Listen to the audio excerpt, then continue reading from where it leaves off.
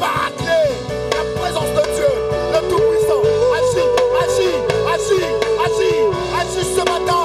Nous désirons de rencontrer Jésus. Nous désirons ta présence.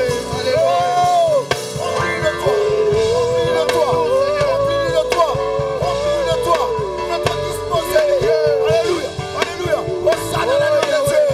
Ce matin, remplis-le-toi de ta présence, de ta puissance. Oh, le paraclet de Dieu. L'esprit de joie. Agis en Seigneur. Oh, sur moi.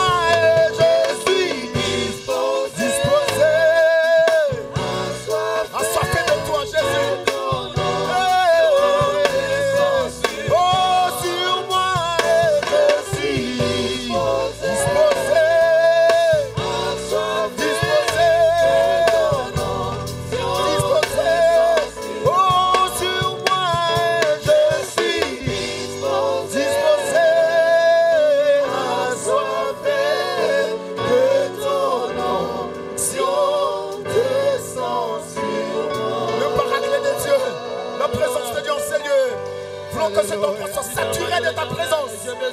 Oh, Esprit de Dieu, nous te désirons. Tu es capable de toucher une âme. Tu es capable de toucher un cœur. Tu es capable de changer les choses. Disposé à t'adorer ce matin. Disposé à te célébrer ce matin. Pour t'élever. Oh, je veux t'adorer.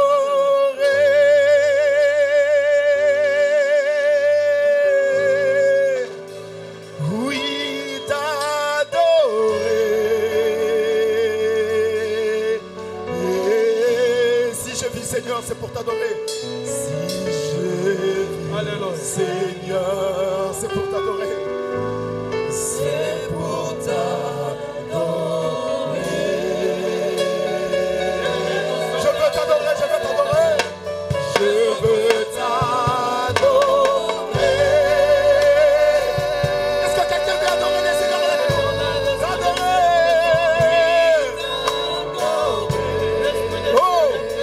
Ma raison de vie, c'est pour t'adorer.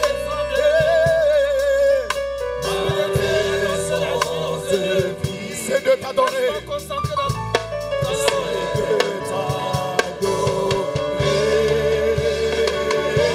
Je veux t'adorer.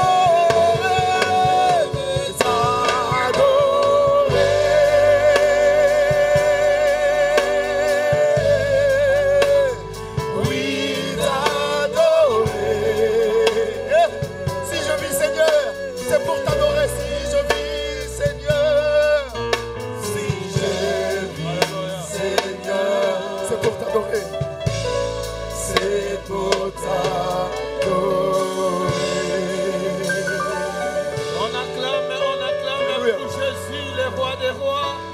Bien-aimé, on acclame très fort pour notre Seigneur Jésus. Le ressuscité du raison troisième. de vie. Si je vis, c'est pour t'adorer. La pierre angulaire. Le souffle de vie que tu me donnes gratuitement. Je n'ai rien reçu. Si cela ne vient de toi, c'est que je suis le reflet de ta grâce, le reflet de ton amour, le reflet de tes bienfaits. Accepte, oh Père, que mon cœur te célèbre, que mon âme t'adore, que tu sois élevé. Je te bénis, Seigneur. Je t'adore. Sois adoré ce matin. Toi qui m'as réveillé. Je ne sais de quelle manière. J'étais couché, je ne savais plus rien. Mais c'est ta grâce, c'est ton amour, ta bonté renouvelée ce matin. Comment ne pas avoir de mots pour élever le nom de Jésus, pour célébrer le véritable Dieu. Alléluia. Alléluia. Alléluia, bien-aimé dans le Seigneur. Alléluia. Alléluia. Il est vivant. Bien-aimé, est-ce qu'il y a la joie? Est-ce qu'il y a la joie de se retrouver en ce lieu comme le disait David? Bien-aimé, manifestons la joie. L'esprit de Dieu que nous avons reçu, ce n'est pas un esprit de timidité. Alléluia. Ce n'est pas un esprit de peur. Alléluia. Mais c'est un esprit de joie. Que l'Éternel nous recommande. Bien-aimé, il nous dit, soyez joyeux. Alléluia. On a Jésus. Bien-aimés, nous voulons notre Seigneur. La Bible nous dit dans le livre des Psaumes, chapitre 150, le verset 6, que tous ceux qui respirent louent l'Éternel. Alléluia. Bien-aimé qui est en vie ce matin, qui peut acclamer ses mains pour Dieu. Bien-aimé, avant de louer notre Dieu, j'aimerais rappeler à un enfant de Dieu que les conditions sur lesquelles prions, bien-aimés, ne sont pas convenables. Alléluia. Les conditions que nous prions ici ne sont pas convenables. Chaque dimanche, nous subissons des pressions de nos colocataires. Alléluia. Les conditions ne sont pas convenables. On avait pris des engagements, des temples. Seigneur, alléluia. Mais un engagement qui est en train de stagner. Alléluia. Vous vous rappelez, bien-aimés, depuis qu'on a commencé à projeter les chiffres 90 ici, jusque-là, ça fait au moins 5 à 6 mois. On n'atteint pas les chiffres 10. Alléluia. Ça traîne. Faisons quelque chose, bien-aimés. Les conditions que nous prions ne sont pas convenables. On acclame Jésus.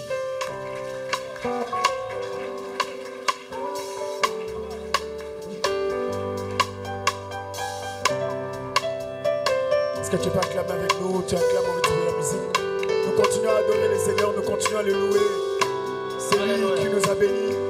Sois dans la joie de l'adorer encore. Tu es le Dieu qui m'a aimé. Tu es le Dieu qui m'a aimé. Tu es le Dieu qui m'a aimé.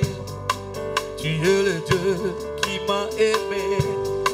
Tu es le Dieu qui m'a choisi.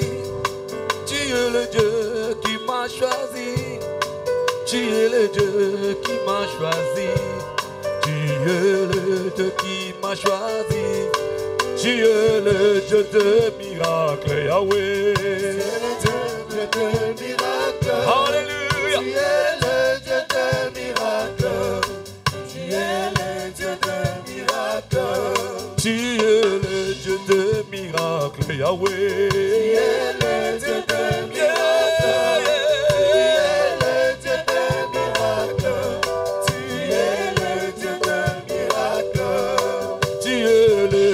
Qui m'a aimé.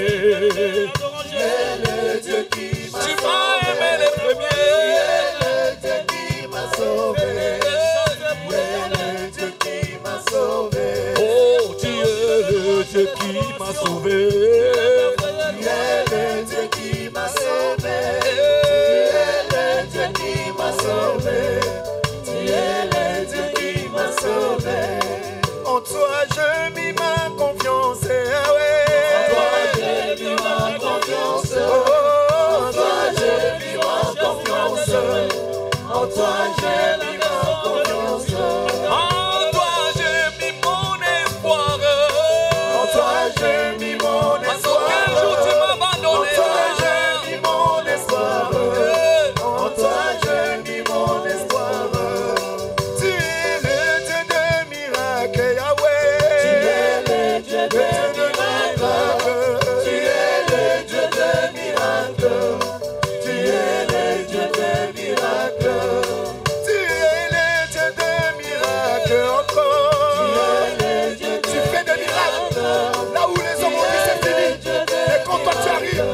Change. Alléluia. En toi j'ai mis mon espoir, Yahweh. En toi j'ai mis mon espoir. En toi j'ai mis mon espoir. En toi j'ai mis mon espoir. En toi j'ai mis mon espoir, Jésus. En toi j'ai mis mon espoir. En toi j'ai mis mon espoir. En toi j'ai mis mon espoir. Tu es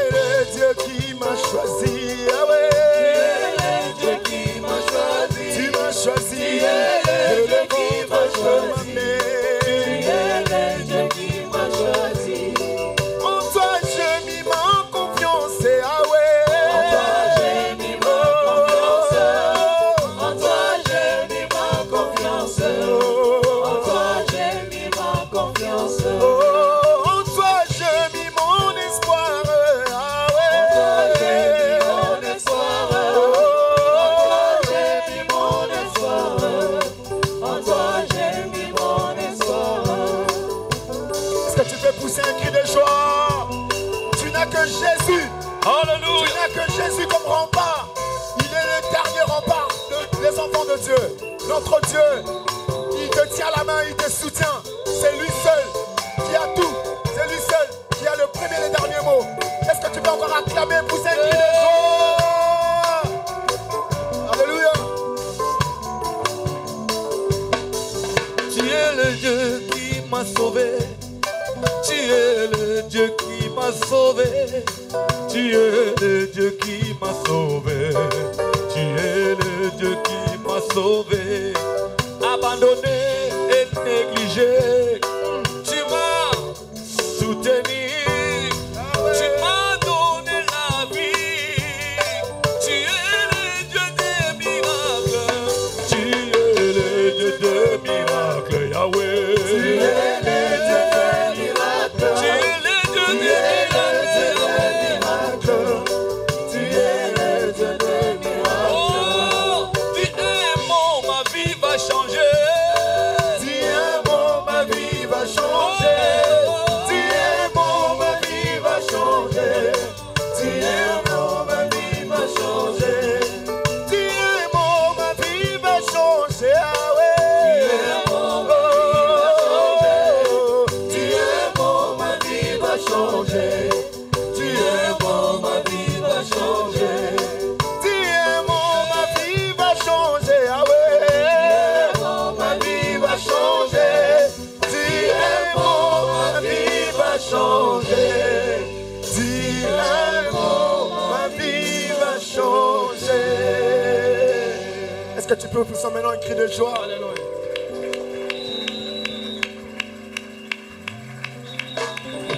Est-ce que tu es dans la joie ce matin de célébrer, d'adorer, Festons de la louer joie, le Seigneur avec festons nous? la joie dans la maison de l'Éternel. Amen.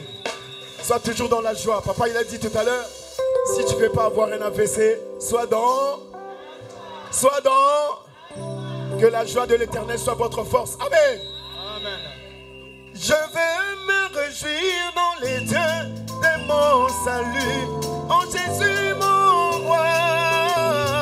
Je veux me réjouir dans les dieux de mon salut, en Jésus mon roi. J'entends, je veux me réjouir. Je veux me réjouir dans le Dieu de mon salut. En Jésus mon roi. Je veux me réjouir dans le Dieu de mon salut. En Jésus mon roi. Acclamons le roi de gloire. Acclamons le tout-puissant. Acclamons le roi de gloire. Acclamons le tout-puissant. Pousse un cri de joie pour Jésus. Oh, je veux me réjouir dans les dieux de mon salut. En Jésus mon roi. Oh, je veux me réjouir dans les dieux de mon salut. En Jésus mon roi. Je veux me réjouir. Sois dans la joie ce matin. En Jésus mon roi. Je veux me réjouir dans le Dieu de mon salut. En Jésus mon roi. Il rend tes pieds. Il rend mes pieds semblables à ceux de Dieu. Il me fait marcher. Il me fait marcher sur les lieux élevés. L'Éternel est mon roi. Il rend mes pieds. Il rend mes pieds semblables à ceux de Michel. Il me fait marcher. Il me fait marcher sur les lieux élevés. L'Éternel est mon roi. Est-ce que tu peux encore pousser un cri de joie? Sois dans la joie ce matin. Le Seigneur, il est là pour te faire du bien. Notre joie, c'est dans Jésus. Notre joie, c'est en Christ. Oh, je veux me réjouir dans les dieux de mon salut. En Jésus, mon roi.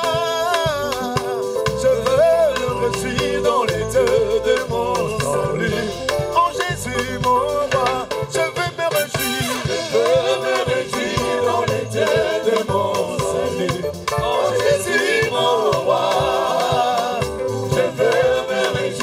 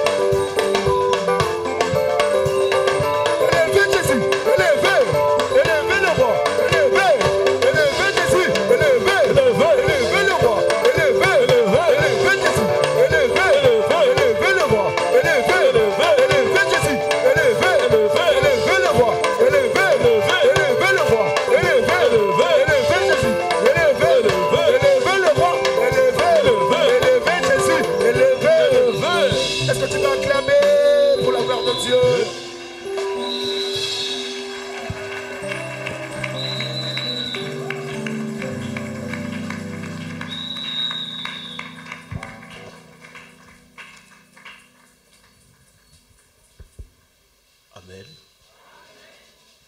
Amen. Soyez bénis. Non, je dis soyez bénis. Nous allons nous asseoir. Que Dieu vous bénisse. Les chantres.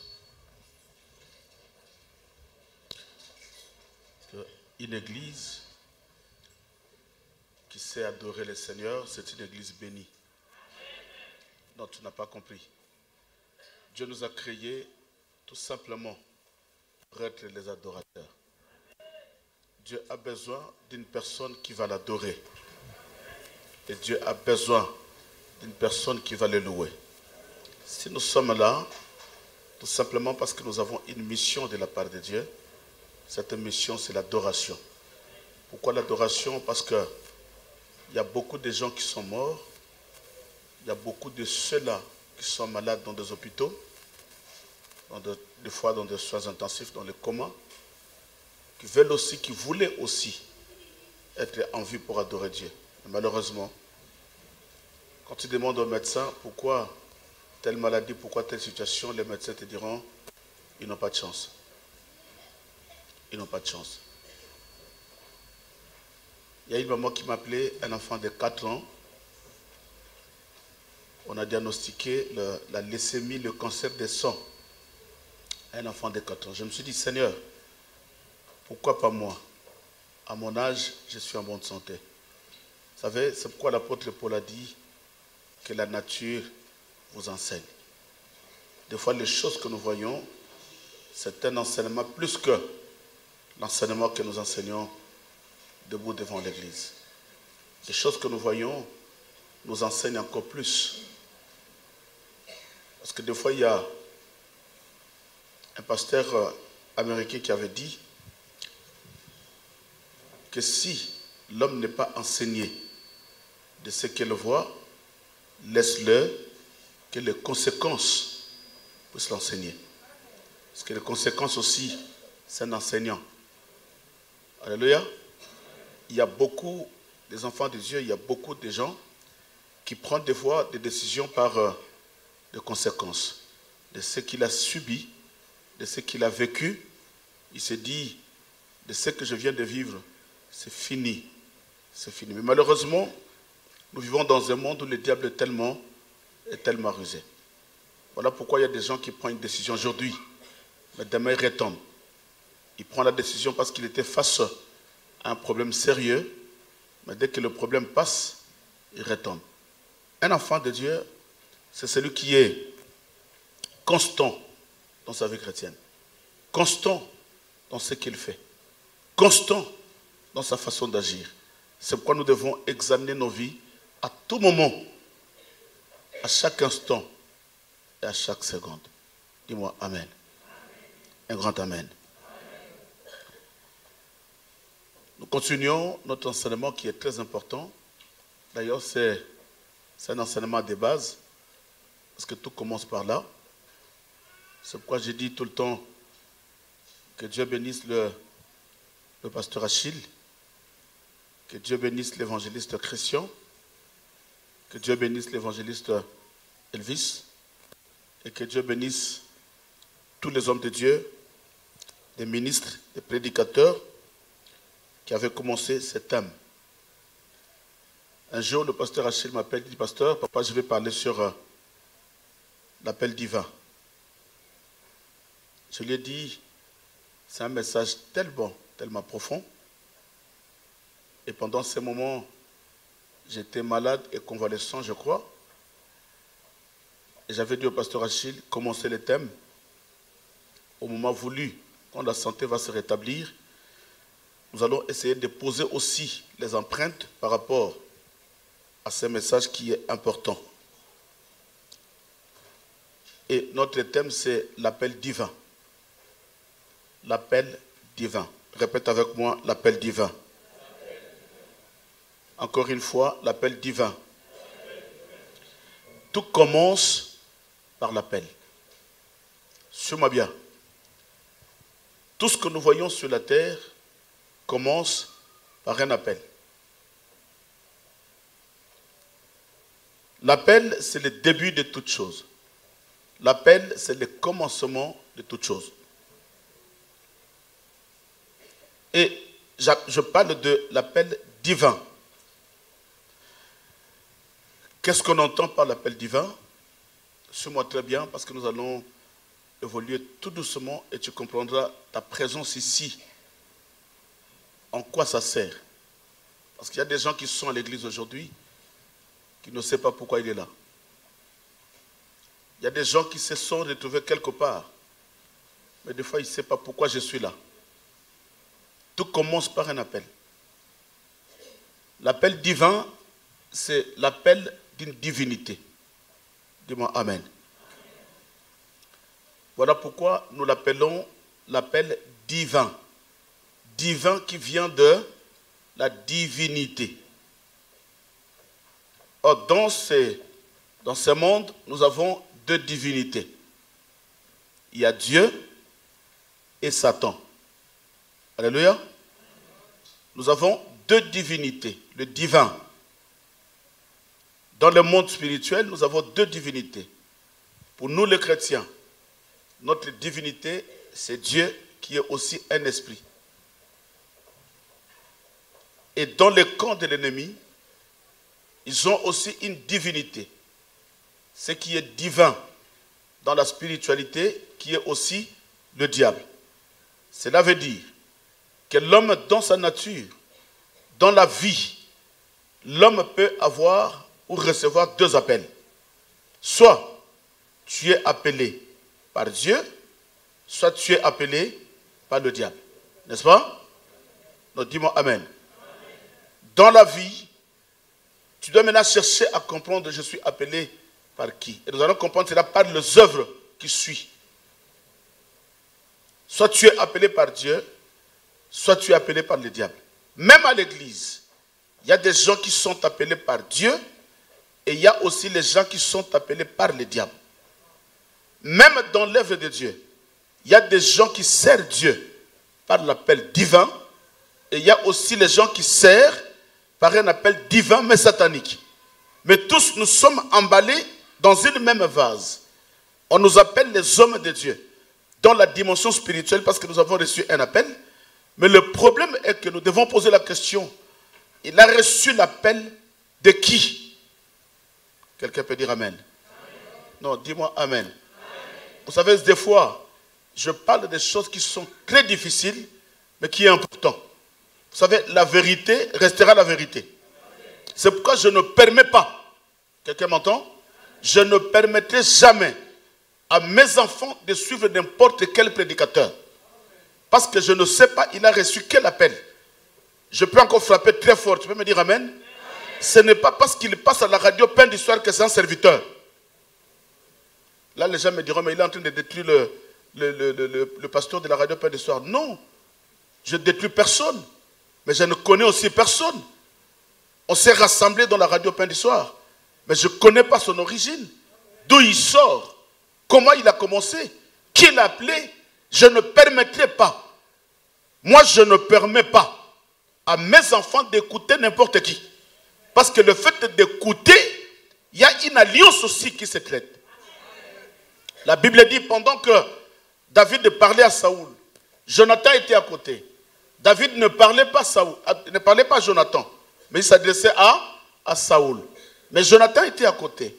Le fait d'écouter ce que David disait à Saoul, la Bible dit, dès que David finit à parler, l'âme de Jonathan qui écoutait la parole de David, l'âme de Jonathan fut attachée à David. C'est que la parole est tellement puissante. C'est pourquoi nous devons faire attention. Tu suis un prophète, tu ne le connais pas. Tu suis un pasteur, tu ne le connais pas. Il est qui? Il vient d'où? Qui l'a consacré? Qui l'a établi? Tu ne sais pas. Il sort d'où? Il a quelle alliance? Qui l'a appelé? Parce que nous avons deux divinités. Quelqu'un peut me dire Amen. Oh non, mais pasteur Simon, ça trop sec. Non, pasteur, moi, je ne suis pas trop sec avec d'autres pasteurs. Je ne connais pas d'où il sort. Et je ne peux pas, tu ne peux pas me faire avaler ton ministère parce que tu prêches. Non. Aujourd'hui, tout le monde se dit ministre. Et tout le monde se dit serviteur. Mais la Bible dit, on ne reconnaît pas On ne reconnaît pas un serviteur par des vêtements, ni par des voitures. On ne reconnaît pas un homme de Dieu par la foule. Tu peux avoir la foule, mais qui t'a appelé? Le problème, ce n'est pas la foule. D'ailleurs, Jésus avait dit à Pierre, ne vous inquiétez pas, petit troupeau, car le royaume vous appartient. Le royaume de Dieu, ce n'est pas pour la foule, mais pour un petit troupeau qui craigne Dieu. C'est ça qui est important. La vie chrétienne, ce n'est pas la foule. Ou le ministère, non. Mais le ministère, je peux avoir 10 personnes, mais c'est 10 personnes qui craignent Dieu. Les 10 personnes qui ont la... Dis-moi Amen. Amen. Non, un grand Amen. Amen. Dis la personne qui est à côté de toi, nous sommes dans une bonne adresse. Est-ce qu'on peut acclamer le Seigneur?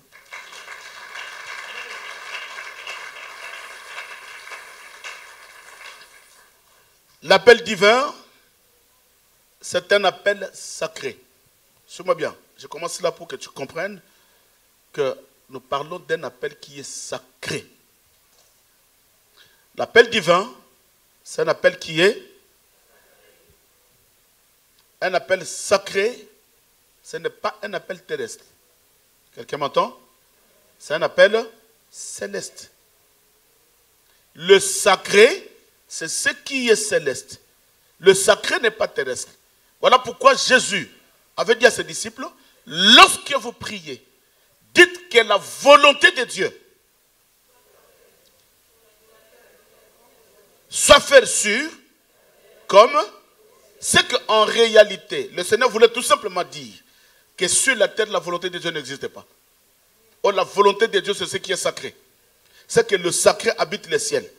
Comme le diable était dans les ciels comme étant Lucifer, on l'a rejeté. Il vit sur la terre. Il devient une divinité. Le diable peut aussi appeler une personne, comme Dieu peut appeler. Or, quand le diable appelle, ce n'est pas un appel céleste, ni un appel sacré, mais c'est un appel aussi divin. Mais le divin qui est satanique. La question est, maintenant que tu es à l'église, parce qu'il y a des gens qui se disent pasteur, mais quand tu regardes sa vie, toi tu avais servi Dieu, oui. Toi, serviteur, oui. Mais je ne sais pas qui t'a appelé. Parce que si tu as reçu un appel sacré, mais ça doit se faire voir par les œuvres sacrées, d'une divinité sacrée, de créateur sacré. Même tu viens à l'église en tant qu'un enfant de Dieu. Moi je me pose la question, tu es là ce matin, c'est bien. Est-ce que tu t'es déplacé par ta volonté pour venir prier ou c'est Dieu qui t'a appelé? Si c'est Dieu qui t'appelle, il sera suivi par des caractères sacrés. Bien, amen. Celui que Dieu appelle, dans sa vie, il y a des caractères sacrés qui suivent sa vie. Quand tu vois la personne, tu te dis, oui, exactement cet homme, Dieu l'a appelé. Exactement cette femme, Dieu l'a appelé. Je ne parle pas d'abord de l'appel au ministère. Je parle de l'appel divin tout simplement. Et nous allons comprendre dans l'appel divin, il y a plusieurs appels. Parce que quand Dieu t'appelle, il sait pourquoi il t'a appelé. L'appel divin, c'est un appel qui a un caractère particulier. Ce particulier, c'est quoi? Cette particularité, c'est quoi? C'est ce qui est sacré. Tout ce que tu vis des choses sacrées. Tout ce que tu fais, Yannet, tu fais tout ce qui est sacré. Dans ta vie, tu verras tout ce que tu fais est sacré. La vie que tu mènes, c'est une vie sacrée. C'est pourquoi nous devons nous poser la question. Je suis à l'église, oui. Je me dis un enfant de Dieu. Je fais partie de la famille oracle de l'Éternel. Oui, c'est bien. Mais ce qui est important, ce n'est pas ça. Ce qui est important, c'est le caractère divin, le sacré que tu dois dégager. On doit sentir la différence. Celui qui a reçu l'appel divin de la divinité qui est Dieu, qui a une vie sacrée, et celui qui a reçu l'appel divin d'une divinité satanique, sa vie ne sera pas sacrée. C'est quoi dans ton parcours? Ne regarde pas les gens. La vie chrétienne, ce n'est pas ce que nous voyons. Quelqu'un peut me dire amen? La vie chrétienne, ce n'est pas ce que nous entendons. Mais la vie chrétienne, c'est ce que tu vis. Parce que la vie chrétienne, c'est une vie. Et dans cette vie-là, Nous devons nous poser la question, qui m'a appelé? Qu'est-ce que je dégage? Est-ce que je viens vers Dieu seulement pour le mariage? Est-ce que je suis Dieu seulement pour le papier? Mais qu'est-ce que je dégage? Parce qu'après cette vie, c'est ce que l'Église ne vous enseigne pas. Qu'après cette vie, il y a une autre vie qui nous attend. Et cette vie-là, ça se prépare. Quelqu'un peut dire Amen? Non, dis-moi un grand Amen. Cette vie nouvelle, ça se prépare. Que tu le veuilles ou pas. Est-ce que je parle à une personne? Que tu le veuilles ou pas. Nous sommes des passagers, papa. Contente-toi du salaire que tu es en train de prendre, de ta nationalité, de ta beauté. Mais sache-le bien que cette beauté passera. Et ce jour-là, tu seras méconnaissable. Tu viens, tu te dis, est-ce que c'est mon pasteur Simeon qui est dans ce cercueil? Moisi, amoindri, noirci, tout change. Tu te poses la question si c'est lui. Oui, c'est lui. Tu ne savais pas qu'il finira là. Mais demain, il y a une autre vie qui commence. C'est pourquoi que tu aies des hôtels, que tu aies des millions de voitures, d'avions, prépare ta vie. Quelqu'un m'entend?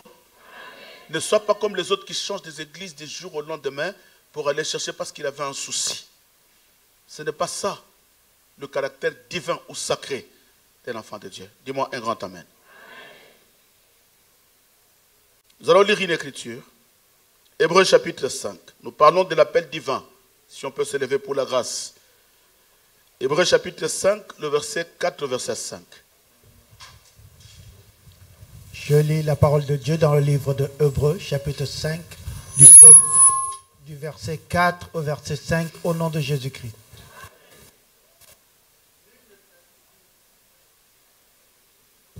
Nul ne s'attribue cette dignité s'il n'est appelé de Dieu, comme le fut Aaron. Parole du Seigneur.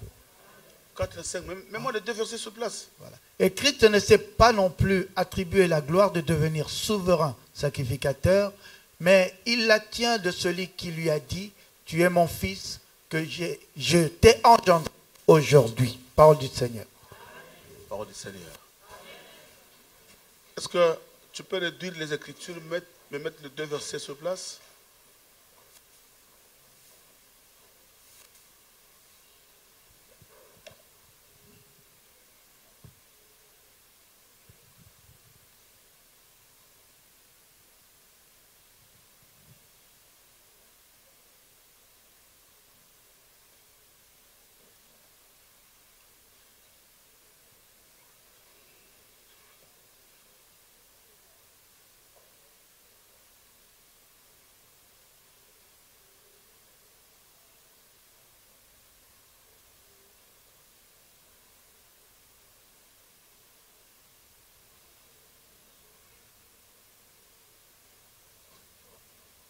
Amen. Amen. Frère, moi, il y a des places dedans. Il y a des places, papa.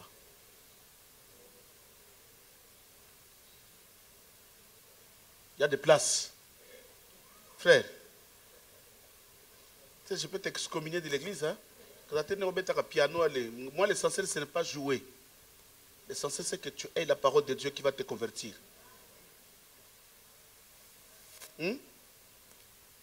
On n'a pas besoin de stars ici.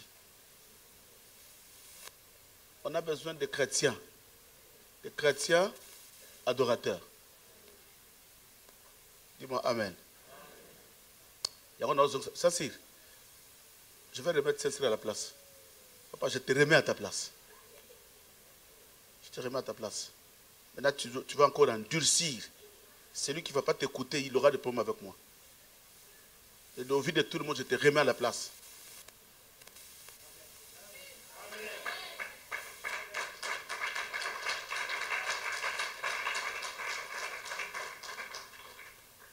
Quelqu'un peut dire Amen? Non, vous savez, l'église, il y a des gens qui n'ont pas compris réellement qu'est-ce qu'on entend par une église. C'est pourquoi nos églises n'ont pas de vie. Les églises n'ont pas de valeur. Vous savez, des fois, on critique l'église catholique, n'est-ce pas? Hein? Mais quand tu rentres à l'église catholique, tu verras la discipline qu'il y a. Dès que tu rentres, mais tu te mets dans un coin, mais très poli, calme, tu ne parles pas. Tu vois comme s'il y a une atmosphère dans la salle, les gens ne parlent pas, même s'ils sont dans la fausseté. Mais chez nous, les chrétiens, mais nous avons des chrétiens voyous, des chrétiens bandits, des chrétiens assassins, des chrétiens impudiques, des chrétiens adulteurs, des chrétiens... Mais un chrétien qui ne craint pas Dieu, mais il est là toujours devant Dieu. L'Église.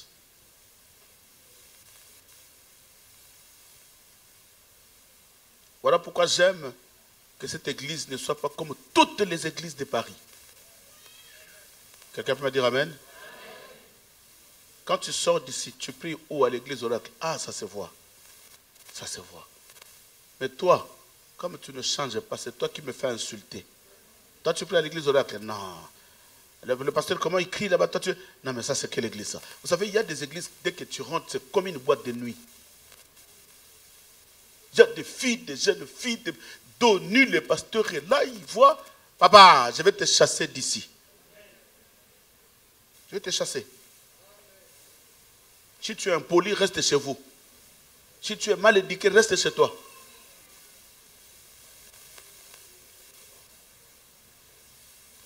Alors, Mabé, pour yoko bima wa pasteur le bac la sobe impoli, na lobi na mutu impolite.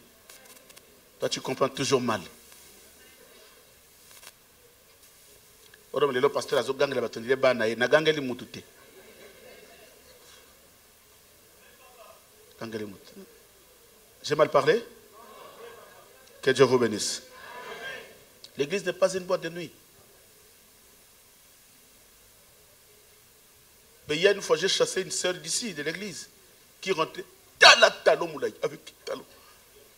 Et elle n'arrivait même pas à marcher, mais elle rentre, papa, avec une petite, je ne sais pas, et la mbana là, tu là, mais dès qu'il s'assoit, mais son sou, vous avez compris?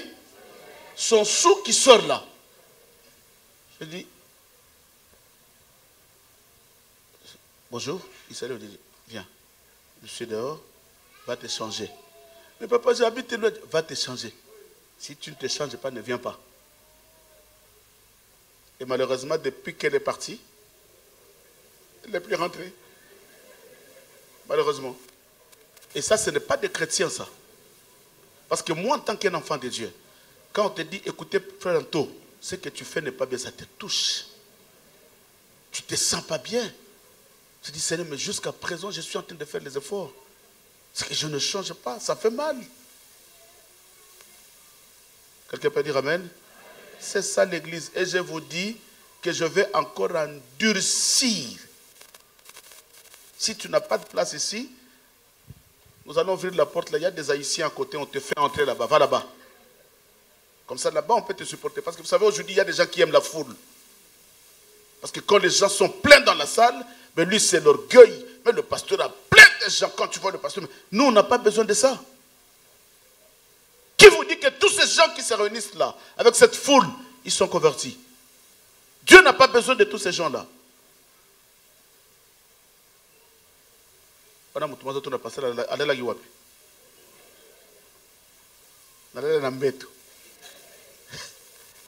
Alléluia. Non. Alléluia. Écoutez ce que Dieu dit. La Bible dit ceci. Nul ne s'attribue cette dignité s'il n'est appelé de Dieu comme le fut Aaron. Et la Bible précise même le Seigneur. Et Christ ne s'est pas non plus attribué la gloire de devenir souverain sacrificateur, mais il la tient de celui qui lui a dit, tu es mon fils, je t'ai engendré aujourd'hui. Dis-moi un grand amen. C'est que dans l'appel divin, la Bible dit, là nous parlons de sacerdoce. Le sacerdoce, c'est le service de Dieu.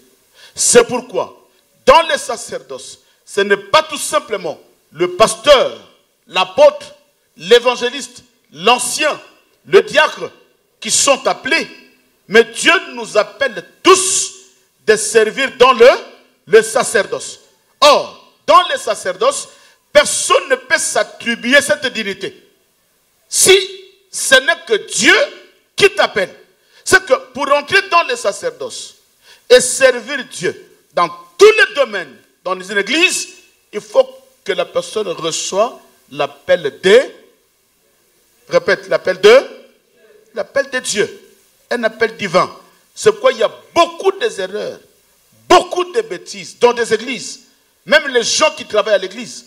Parce que quand je parle de l'appel divin, je ne parle pas tout simplement des pasteurs. Toi, tu es là, c'est Dieu qui t'a appelé. Mais si c'est Dieu qui t'appelle, nous allons voir en toi les caractères sacrés de Dieu. Tu dois dégager des caractères sacrés de Dieu. C'est que même ton pasteur va voir que cet enfant est en train de dégager les caractères sacrés de Dieu. Mais il y a des gens qui viennent à l'église, quand tu le vois, tu dis, yeah, et lui là, comment il est devenu, qui l'appelait. Et tu te poses la question, parce que tu regardes la vie d'une personne, tu te dis, mais il y a un problème. Il y a des gens, tu le vois, qui se disent serviteur. Mais tu regardes sa vie, tu dis, mais il a un problème. Il a un problème. C'est que ce n'est pas Dieu qui t'a appelé. Tu as reçu quel appel? C'est un appel divin, oui, parce qu'il y a une divinité qui t'a appelé. Mais la Bible dit, Aaron ne s'est pas attribué de cette divinité s'il n'était pas appelé de Dieu. C'est que tu ne peux pas servir si tu n'es pas appelé de Dieu. Tu ne peux pas toucher au micro si tu n'es pas appelé de Dieu. Quelqu'un a compris? Amen. Tu ne peux pas te lever ici et parler de la part de Dieu si Dieu ne t'a pas appelé. Tu ne peux pas rester à l'église si Dieu ne t'a pas appelé. Voilà pourquoi aujourd'hui nous avons des chrétiens. Ils peuvent rester à l'église pendant une année, 2 ans. Le lendemain, vous commencez à chercher, mais elle est où cette maman qui était là? Elle a disparu. Pourquoi? Parce qu'elle n'avait pas reçu l'appel de Dieu. Mais elle est en train de chercher des églises en église parce qu'il avait un souci, parce qu'il avait un problème. Mais nous allons comprendre que Dieu donne la solution tout simplement à toute personne qu'il a appelée. Dieu ne peut pas t'appeler et te laisser quelque part. Dieu ne peut pas t'appeler et te laisser dans la douleur. Dieu ne peut pas t'appeler et te laisser dans la souffrance. Non. Si tu as des problèmes et que Dieu t'appelle, il va d'abord commencer à l'appel. Il t'appelle tel que tu es, avec la maladie que tu as, avec les problèmes que tu as. Mais dès que tu reçois l'appel de Dieu, maintenant, pendant que tu es dans la présence de Dieu, Dieu trouvera la solution à tous tes problèmes parce que d'abord, il t'a appelé dans sa présence. Voilà pourquoi David dit, heureux un peuple par lequel Dieu admet dans sa présence. Sois heureux parce que Dieu t'a admis dans sa présence. La joie, ce n'est pas parce que tu es dans un mariage. Non. Il y a des gens qui sont dans les mariages qui cherchent à sortir. Qui se disent pourquoi je suis là. Pourquoi je me suis marié. Mais la joie, c'est dans la présence de Dieu. Alléluia. Non, dis-moi Amen. Frère Fiston, qui a touché le micro? Ça a changé, je sens que ça change. Ne touche pas. Que Dieu te bénisse. Dis-moi Amen. Romains chapitre 9, le verset 14 au verset 17. Que dirons-nous donc? T-il en Dieu l'injustice? Loin de là. Car il dit à Moïse, je ferai miséricorde. À qui je fais miséricorde? À qui je... Écoutez, il commence comme ça. Nous allons commencer tout doucement, papa. Il dit, recommence. Car il dit, je ferai miséricorde. À qui je fais miséricorde? Non, le verset 4 d'abord. Le verset 4. Que dirions-nous donc? Y a-t-il en Dieu de l'injustice? Loin de là. Écoutez, là il y a une question qui est posée. Il dit, l'apôtre Paul dit, est-ce qu'en Dieu il y a de l'injustice? Pourquoi l'autre est malade, l'autre est en bonne santé? Pourquoi l'autre a étudié, l'autre n'a pas étudié? Pourquoi l'autre est devenu riche, l'un est devenu riche et l'autre souffre? L'apôtre Paul dit, est-ce qu'il y a-t-il de l'injustice en Dieu? L'apôtre Paul va répondre, il dit non, loin de là, parce que vous n'avez pas compris. Et nous allons continuer. Écoutez ce que la Bible dit. Car il dit à Moïse, il va dire à Moïse ceci. Je ferai miséricorde à qui je fais miséricorde à qui je veux. Et j'aurai compassion de qui j'ai compassion. J'aurai compassion de qui j'ai compassion. C'est qu'on ne peut pas juger Dieu. Pourquoi tel souffre? Pourquoi tel est décédé? Pourquoi cet enfant a 5 ans? Il dit, je ferai miséricorde à qui je veux et compassion à qui je veux. Mais l'essentiel, de rester toujours dans la présence de Dieu, dans son appel. Ainsi donc, cela ne dépend ni de celui qui veut. Ah, ainsi donc, cela ne dépend même pas de celui qui veut. Écoutez, restez là, papa. C'est que quand tu viens à l'église, Achille ne sert pas le Seigneur parce qu'il le veut. Elvis ne sert pas Dieu parce qu'il le veut. Si c'est toi qui veux servir, tu abandonneras. Je crois que tu allais acclamer. Si c'est toi qui veux prier, tu abandonneras. Tu ne le fais pas parce que tu veux. Moi, je ne prêche pas parce que je veux. Si cela dépendait de ma volonté. Des fois, je suis à la maison, je manque même de l'argent pour acheter un pain. Je me disais, non mais il faut être comme ça. Là. Mais comme cela ne dépend pas de moi, des fois à minuit, je suis fatigué. Mais je me dis, cela ne dépend pas de moi. Si cela dépendait de moi, même à la radio à minuit, j'abandonne. Parce que je suis tellement fatigué, mais tu es dans l'obligation parce que cela ne dépend pas de toi. Quand tu reçois l'appel, tout ce qui suit dans ta vie ne dépend pas de toi. Tu ne viens pas à l'église parce que cela dépend de toi. Non. Mais si tu viens, cela dépend de Dieu. Un grand amen. Continue, papa Elvis.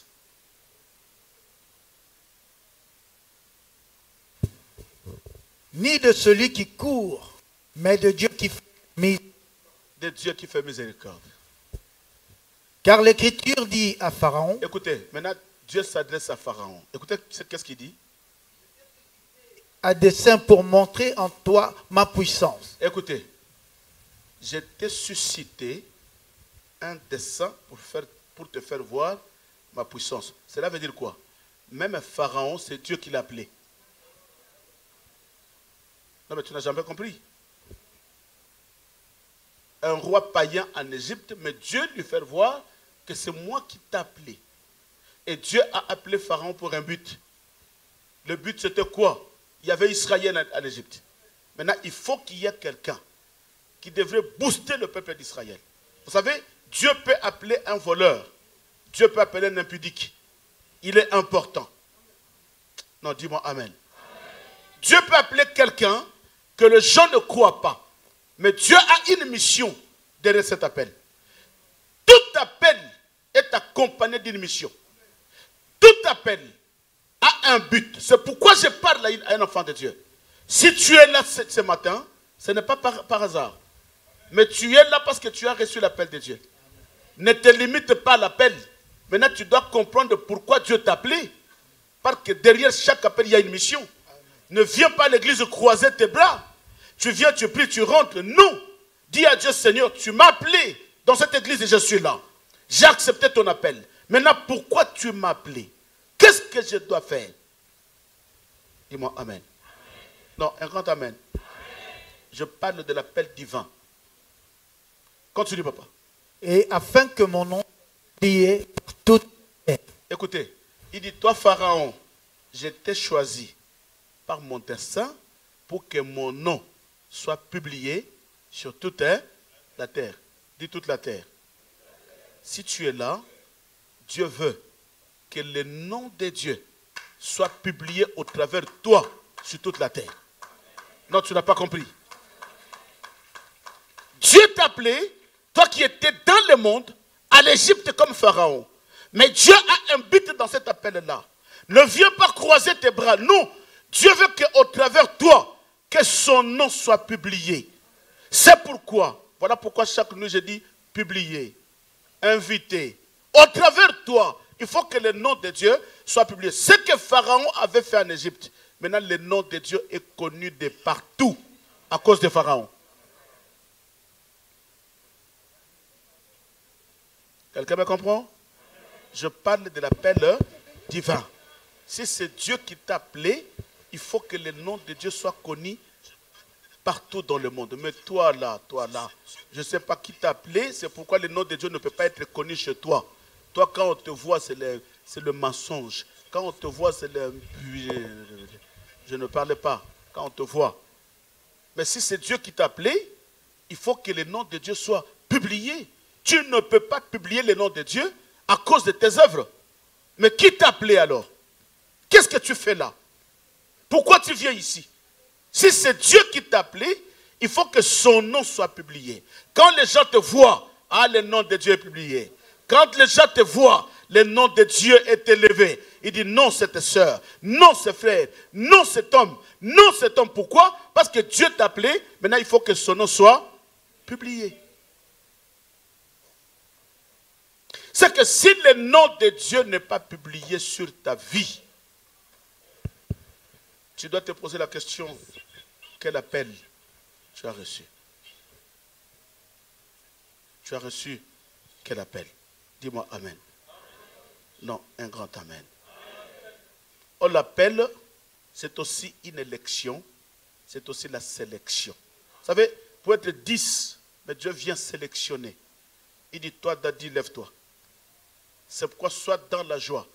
Même si tu es rejeté des hommes, rejeté de ta famille, mais élu de Dieu, sélectionné par Dieu. Non, tu n'as pas compris. Sélectionné par Dieu. Soyez heureux. Parce que ta destinée sera une destinée heureuse. Même si ton homme te rejette, même si une femme te rejette, mais si tu es sélectionné de Dieu, sache-le bien, que tu ne veuilles ou pas, demain, tu auras un avenir meilleur. Ce que tu es en train de traverser, maman, ce n'est que des combats. Vous savez, quand il y a un appel, il y a l'élévation qui attend. Mais dans la trajectoire de l'appel à l'élévation, là, il y a la bataille. Voilà pourquoi Joseph a tellement souffert. Or, il y a une élévation qui attendait Joseph quelque part. Parce qu'il était appelé de son père. Dis à la personne qui est à côté de toi, sois béni. Non, parle-lui. Dis-lui, sois béni. C'est que quand Dieu t'appelle, vous savez, Dieu n'appelle jamais quelqu'un pour rien. C'est qu'il y a déjà, suis-moi bien, il y a déjà un dessein que Dieu a conçu d'avance. Maintenant, il cherche qui peut l'accomplir. Il y a une église oracle qui sera bâtie à Paris. Mais qui jouera au piano? Maintenant, il va les ramasser armement quelque part. Armement croit que je veux à Paris pour chercher ma vie. Non, c'est Dieu qui a ouvert une porte parce qu'il sait qu'il y a une église quelque part qui l'attend. Et dans la destinée, il y a une marche avec le Seigneur. Et pendant que tu marches avec le Seigneur, Dieu va commencer à simplifier des choses pour que tu puisses atteindre la destinée. Non, tu n'as pas compris. Voilà pourquoi quand Arma se retrouve dans cette église, des fois tu te vois, non mais je crois que c'est un hasard. Ce n'est pas un hasard. Tu n'es pas venu chercher de l'argent ici. Non mais parce que quand je joue, donnez-moi 50 euros, 20 euros. Ce n'est pas ça le but. Mais le but, Dieu t'a ramassé quelque part. Parce qu'il savait que tu as un destin à accomplir. Quand tu joues, tu n'accomplis pas le destin de Siméon, mais le destin d'une divinité. Et quand tu accomplis son dessein, il va préparer ton chemin. Quand tu accomplis son dessein, il te bénira. Il trouvera la solution à tout ce qui te dérange parce que tu es en train d'accomplir son dessein. Mais toi, l'essentiel, comme tu as reçu l'appel, accomplis d'abord le dessein de Dieu. Le reste, ça viendra après. Il dira, Moïse dit à mon peuple, vous servirez l'Éternel votre Dieu et il bénira vos œuvres pains. Il éloignerait la maladie auprès de vous. Il n'y aura ni femme qui avorte, ni femme stérile. Et je remplirai le nombre de votre jours.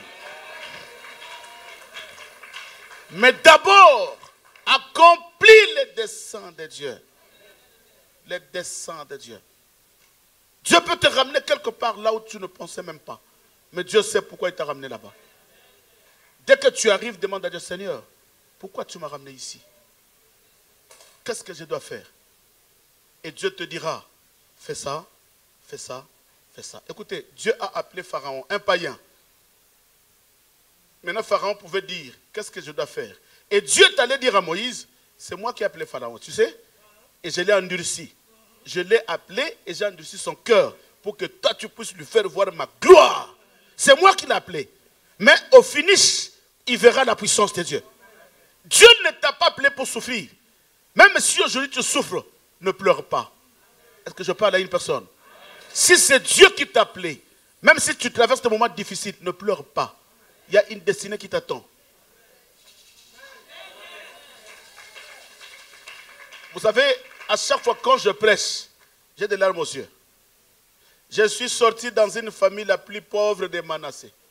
Comme Gédéon, moi. Vous savez, un jour j'ai montré la photo de notre parcelle à mes enfants. Ils me disent, non papa, tu es sorti de cette maison. Je dis, oui, je suis né là. Je suis né là.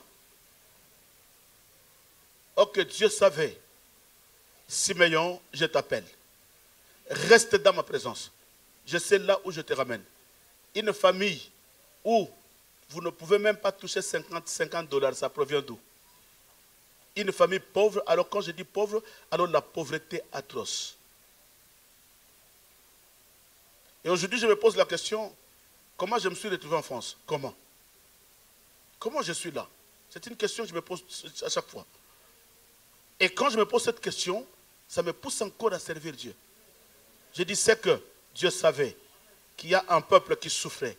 Siméon va accomplir un dessein. Si ce peuple-là est là, parce que Dieu a voulu que moi je sois là, c'est pourquoi je me conserve dans la sainteté, afin d'accomplir une mission sacrée pour que son peuple soit béni. Un grand amen. Un amen puissant. Exode chapitre 4, le verset 22 au verset 23. Tu diras à Pharaon, ainsi parle l'Éternel. Moïse, tu diras à Pharaon, ainsi parle l'Éternel, le sacré. Israël est mon fils. Israël est mon fils. Suis bien. Tu parleras à Pharaon, Moïse, mon serviteur, que Israël est mon fils. Oh, cet Israël-là, quelqu'un m'entend? C'était combien de tribus? 12. Il y avait combien de tribus? Mais qu'est-ce que Dieu dit à Moïse? Que ces 12 tribus-là, Israël est mon fils. C'est que il constitue toute la nation à un enfant. Écoutez le mystère. C'est que tout le monde, comme nous sommes là, nous sommes unis à un seul corps. Et nous sommes les fils de Dieu. Et ce fils-là s'appelle l'Église. Alléluia. Et Dieu dit, Moïse dit à Pharaon, Israël est mon fils. Pendant ce moment-là, Israël est en Égypte, dans la souffrance. Maman, tu peux être dans la souffrance. Ne crois pas que Dieu t'a rejeté. L'œil de Dieu est là où tu es. Pendant que Israël souffrait, mais l'œil de Dieu était là. Même Pharaon était étonné que comment le peuple que je suis en train de faire souffrir, mais c'est le fils de Dieu. Je dis ce matin, même si les démons de ta famille te font souffrir, mais ils savent que tu es le fils de Dieu. Il doit comprendre cette identité, que tu souffres ou pas, mais l'identité réelle demeurera. Même dans la souffrance, je suis un enfant de Dieu. Même si je n'ai pas de mariage, je suis un enfant de Dieu. Même si je n'ai pas de papier, je suis un enfant de Dieu. Aucune souffrance va m'éloigner de Dieu. Même si aujourd'hui je n'ai rien, je resterai un enfant de Dieu. Un enfant de Dieu. Israël est mon fils. Mon premier-né. Mon premier-né, papa. Le premier-né à Israël était un des enfants protégés. C'est pourquoi même aujourd'hui vous allez comprendre que tous les enfants premiers-nés, c'est les enfants qui souffrent énormément. Tous les premiers-nés sont combattus. Parce qu'il y a une loi que Dieu avait dit à Israël, je bénirai le premier-né. Or, c'est pourquoi quand tu as un enfant, l'aîné de la famille, maman, écoute-moi, fais un effort d'être à côté de cet enfant. Parce que c'est lui qui est la porte de toutes ses frères et sœurs qui restent. Et c'est lui qui sera le modèle des autres qui restent. Fais un effort de soutenir cet enfant, parce que tu ne le veuilles pas, cet enfant sera combattu plus que les autres. C'est pourquoi protège ton premier-né. Quand tu vois une femme qui rôde tout autour de ton premier-né, il faut la surveiller. Il faut la surveiller. Quand tu vois un homme qui rôde tout autour de ta fille premier-né, il faut la surveiller. Parce que c'est un enfant qui est combattu. Les premiers-nés sont combattus. Israël, c'est mon premier-né.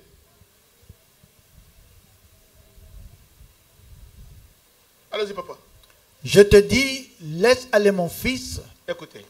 Pour qu'il me serve. Alléluia. Je te dis, laisse aller mon fils. C'est que le Seigneur est en train de soutirer Israël sous une force. L'Éternel est en train de retirer son fils sur une puissance. Il dit, laisse aller mon peuple. C'est-à-dire, Dieu est en train d'appeler Israël. Ce jour-là, quelqu'un m'entend? Non, alléluia. Amen. Pendant que Israël, suis-moi bien, pendant que le peuple d'Israël sortait de l'Égypte, qu'est-ce que Dieu voyait? Dieu voyait un fils qui naissait. Quelqu'un n'a pas compris. Pendant que Israël sort de l'Égypte, Dieu voit un fils qui est en train de naître. C'est-à-dire la naissance d'Israël, selon l'appel de Dieu, c'était la sortie de l'Égypte. C'est que quand Dieu appelle un enfant de Dieu, c'est que ce jour-là, c'est ta naissance. Tu n'as pas compris. Le jour où Dieu t'a appelé, c'est le jour de ta nouvelle naissance. Maintenant, Dieu te voit comme un fils. Et c'est là où la protection de Dieu commence.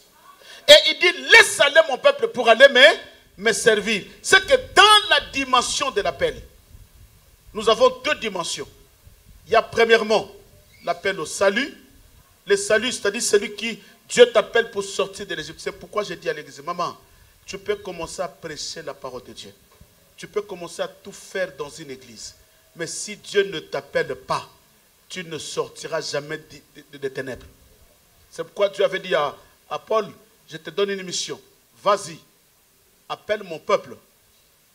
Retire mon peuple des ténèbres à la lumière.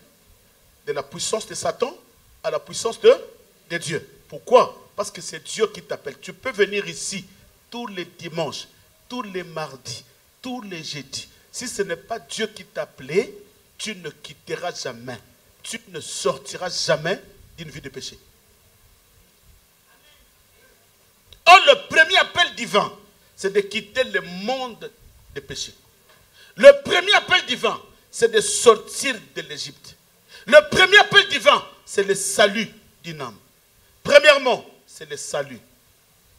D'abord, avant de servir Dieu, c'est pourquoi nous voyons les gens qui viennent servir Dieu dans des églises, mais c'est des impudiques, mais c'est des voyous, des gens qui n'ont pas peur de Dieu, des gens qui ne craignent pas Dieu, mais quand tu le vois à l'église en train de crier, mais un impudique, je me dis, qui l'a appelé?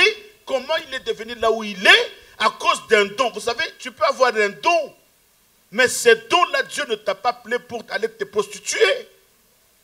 Tu peux avoir un don, mais ce don-là, Dieu ne t'a pas donné pour aller chercher de l'argent. Mais c'est d'abord pour le service divin de Dieu. Et c'est pourquoi Dieu dira, laisse partir mon peuple, laisse aller mon peuple pour aller me servir. C'est que premièrement, il y a l'appel au salut. Déjà, il faut que Dieu t'appelle pour que tu sois sauvé. Si tu n'es pas sauvé, j'ai dit à quelqu'un, ne touche pas au travail de Dieu. Ne touche pas. Quand tu reçois l'appel au salut, deuxièmement, c'est l'appel au service. Dieu dit, laisse aller mon peuple pour aller répète avec moi, pour aller Est-ce que je parle à une personne? Alors, si Dieu t'a appelé ici, tu dois faire quoi? Répète avec moi. Parce que toi, tu es un innocent. Toi, les choses de l'église ne te concernent pas. Tu viens, tu pries, tu t'en vas. Non.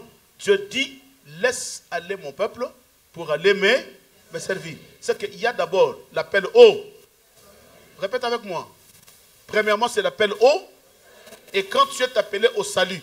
Maintenant, deuxièmement, c'est l'appel au service. Est-ce que tu sers Dieu? Il y a plusieurs façons de servir Dieu. Mais je vais continuer le dimanche prochain pour te faire voir qu'un fils ne peut jamais être appelé s'il n'est pas à côté d'un père. Tu ne peux jamais être appelé si tu n'es pas à côté d'un père. Je ne parle pas d'un père biologique. Parce que ton père biologique ne te ramènera jamais dans les choses de Dieu. Il y a d'ailleurs le père biologique, des parents biologiques qui ont détruit la vie de leurs enfants. Pourquoi? Parce qu'il était animé par un esprit démoniaque. Il est capable de détruire ses enfants. Mais il n'y a que le père établi, le père dans la foi. Quand tu restes à côté d'un père, c'est alors que tu vas recevoir un appel. Dis-moi un grand amen. Nous allons prendre l'exemple de Samuel. Le dimanche prochain, nous allons lire les Écritures. Samuel, Dieu l'appelait. Mais Samuel ne savait pas que c'était un appel de Dieu. Et Samuel qui allait tout le temps chez Élie. Père, c'est toi qui m'as appelé. Il dit non, ce n'est pas moi. Une fois, deux fois, troisième fois, Samuel lui disait, ah, j'ai compris. Jean-Paul, l'appel de Dieu, si tu es appelé, c'est Siméon qui va voir, ce n'est pas toi. Mais quand tu vois quelqu'un à l'église, moi j'ai la grâce, moi j'ai la grâce, moi je suis bloqué. Dans cette église, partout je vais, et je prêche, les gens m'acclament. Mais dans cette église, je suis freiné. Papa, tu n'es pas appelé par Dieu. Celui qui est appelé de Dieu, ça se voit. Tu ne peux pas réclamer. On va voir que cet homme a quelque chose de Dieu. Cette femme a quelque chose de Dieu. Élie a vu que l'appel que cet enfant est en train de recevoir, c'est un appel qui vient de Dieu. Maintenant, c'est Élie qui va orienter l'appel. Il dit maintenant, si on t'appelle, dis Seigneur, me voici. C'est que Achille ne dira jamais je suis pasteur de lui-même. Non, il faut qu'il soit appelé par la connaissance de l'écoute ministérielle de son père. Or, si tu n'as pas un père, tu ne peux jamais reconnaître un appel. C'est l'appel. Si Dieu t'appelle, la première des choses, il va te briser. Te briser, te cribler. Tu deviens inutile. Et quand tu vois un pasteur qui rentre dans la salle, gonflé, de lui pour le voir, il faut des acrobaties. Pour le chercher, c'est comme un gourou. Comprenez qu'il n'est pas appelé de notre Dieu. Son appel n'est pas sacré. On reconnaît un appel sacré par l'humilité. Parce que Christ, la Bible dit, même Christ non plus ne s'est attribué cette dignité de sacrificateur. Or, c'est Dieu qui l'a appelé. Or, quand tu vois la vie de notre Seigneur Jésus-Christ, la première des choses que vous allez remarquer dans son appel, c'est l'humilité. Quelqu'un qui disparaîtrait, qui était parmi les disciples. Voilà d'ailleurs pourquoi, le jour où on est venu l'arrêter, on a arrêté qui? Pierre. À cause de quoi? De l'orgueil. Jésus était là, mais on ne l'a pas reconnu. Mais comme Pierre était ma péka, Pierre, et les gens comme non. Ah, parmi eux, non, mais le pasteur, c'est celui-là. Non, c'est Christ qu'on cherche parce qu'il était ma péka. Papa, on l'a attrapé et Jésus était là. Pourquoi? À cause, maman, dans la vie chrétienne, si tu es appelé de Dieu, le premier signe de l'appel de Dieu, c'est l'humilité. C'est l'humilité. Ta façon de parler, ta façon de vivre avec les gens, ta façon d'agir. Tu écoutes beaucoup, tu parles moins. Mais toi, tu connais tout. Tu n'aimes pas de reproches. Moi, je dis à l'église, maman, quand tu me vois dans une erreur, n'hésite pas, n'aie pas peur. Je ne suis pas je ne sais pas moi, un roi ou un président. Non, je veux aujourd'hui que tu puisses comprendre que Siméon est un simple, répète avec moi, un simple serviteur. Répète encore, un simple serviteur. C'est que je ne suis pas plus que toi. Au vu de Dieu, papa, il y a des choses que les hommes de Dieu ne peuvent pas vous dire. Devant Dieu, tu y as beaucoup plus de la valeur que moi.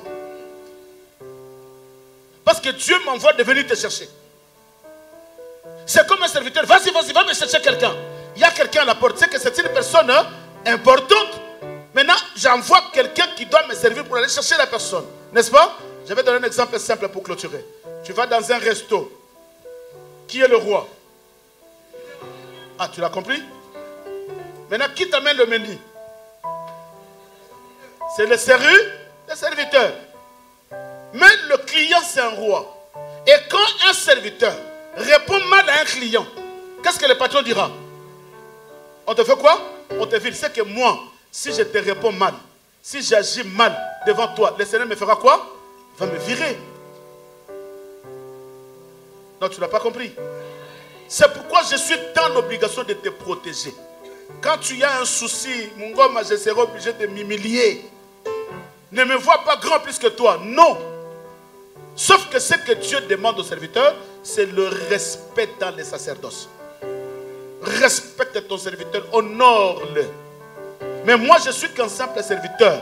C'est pourquoi j'insiste, l'Église a beaucoup plus de la valeur aux yeux de Dieu qu'un pasteur. Mais aujourd'hui, c'est l'inverse. Les pasteurs ont plus de la valeur à l'Église que les fidèles. Ça, les hommes de Dieu ne vous diront ça jamais. Vous savez, quand Dieu regarde cette église aujourd'hui, il vous voit, vous avez de la valeur que moi. Et il me surveille. Qu'est-ce que je dis? Qu'est-ce que je fais? C'est pourquoi la Bible dit, ce jour-là, je te dirai, toi Siméon, tu n'as pas protégé mes brebis. Mais aujourd'hui, les pasteurs, c'est des rois. Pour voir un pasteur, mais ça devient, je ne sais pas moi, mais c'est des bishops, des archis, archi-bishops, archi-évêques. Là, quand ils passent, avec des gardes du corps, poussez les gens, les pasteurs passent. Pousse là-bas. Tu pousses les gens. Mais c'est quoi? Des fois, je ne comprends pas. Je me dis, où nous allons? Que Dieu vous bénisse. Acclamons le Seigneur. Acclame fort le Seigneur, il est roi.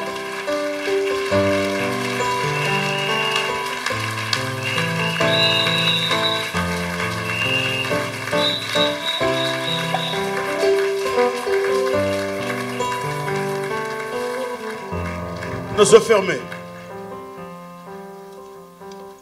Nos yeux fermés. Pendant que le bien-aimé nous entend un cantique d'adoration, nous allons prier.